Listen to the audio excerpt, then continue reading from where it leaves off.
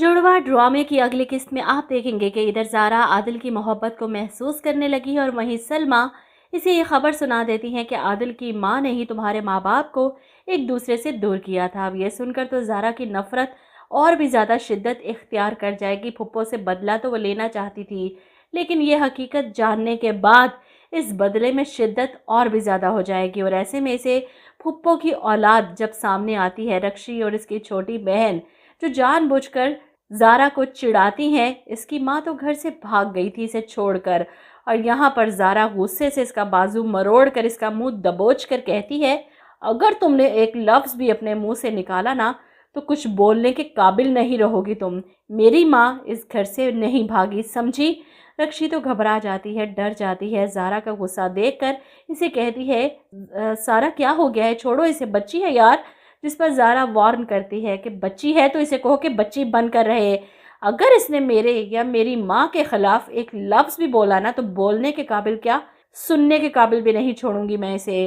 वहीं दूसरी तरफ तो सरमत खुश है कि ज़ारा ने शादी की बात की है और वो चाहता है इसके माँ बाप दादा से जाकर इसकी और ज़ारा की शादी की बात करें। तब तक ज़ारा भी वापस आ जाएगी और इसके वापस आने पर ये इससे शादी कर लेगा।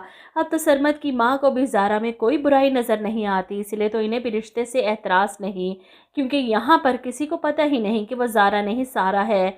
लेकिन इसके बदले हुए अंदाज देखकर नाना मियाँ और शाजिया बेगम दोनों परेशान हैं। जिस तरह सरमत के घर वालों के सामने इनके मुंह से इसकी और सरमत की शादी की बात सुनकर वो तड़प कर इनकार करती है, ये सुनकर शाजिया बेगम को हैरत का झटका लगता है कि ज़ारा ये क्या कहकर गई है। सारा तो ये सब कहकर भागकर अपने कमरे में जाकर बंद हो जाती है। और यहाँ पर शाजिया अपने वालिद से कहती है, ये आखिर हो क्या गया है ज़ारा को? एक तरफ आप कह रहे हैं कि तब्दीली अच्छी होती है, इस पर नाना मियाँ भी हैरान है। हाँ तो मैंने कहा था तब्दीली अच्छी चीज़ होती है, लेकिन इसका ये मतलब थोड़ी है कि पूरे का पूरा बंदा ही बदल जाए।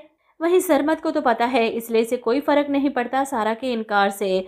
शादी तो वो ज़ारा से करना चाहता है, इसलिए इसे मिलने कराची पहुंच जाता है ताकि इसे समझा सके कि तुम अपनी सारा से कह दो कि वो शादी से इनकार ना करे। मैं रिश्ते की बात छेड़ रहा हूँ घर पर तुम्हारी और मेरी, इसलिए जितनी जल्दी हो सके घर वापस आ जाओ। वो अपनी जीप में बैठा ज़ारा को फ़ोन करके धमकियाँ देता है कि जितनी जल्दी हो सके बाहर आ जाओ, तुम्हारे पास न सिर्फ 5 मिनट है।